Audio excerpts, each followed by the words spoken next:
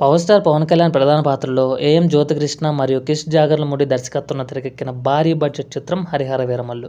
గత గురువారం ప్రేక్షకుల ముందుకు వచ్చిన ఈ చిత్రం మిక్స్డ్ టాక్తో రన్ అవుతున్న విషయం తెలిసిందే. నిధి అగర్వాల్ కథానాయికగా నటించిన ఈ సినిమాను మెగా సూర్య ప్రొడక్షన్ బ్యానర్పై ఏఎం రత్నం నిర్మించారు. తెలంగాణలో మిశ్రమ స్పందన రాబట్టినప్పటికీ ఏపీలోని ఉత్తరాంధ్ర, తూర్పుగోదావరి వంటి కొన్ని ప్రాంతాలలో Harihara Veeramallu all time record number 1 గ్రాస్తో తన ప్రస్థానాన్ని చాటింది.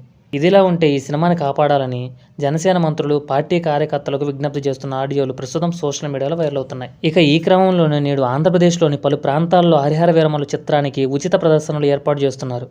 జనసేన పార్టీకి చెందిన ఎమ్మెల్యేలు తమ నియోజకవర్గాల్లో ఈ ప్రత్యేక షోలు నిర్వహిస్తున్నారు.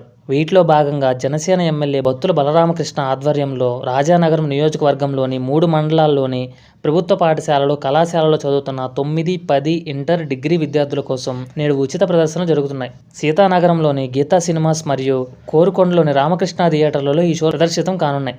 రాజానగరం నియోజకవర్గంతో పాటు రాష్ట్రంలోని మరికొన్ని ఏరియాలలో కూడా ఈరోజు హరిహర వీరమల్లు ప్రీ షోలు వేయనున్నారు. ప్రస్తుతం ఇందుకు సంబంధించిన ఫోటోలు సోషల్ మీడియాలో వైరల్గా మారాయి.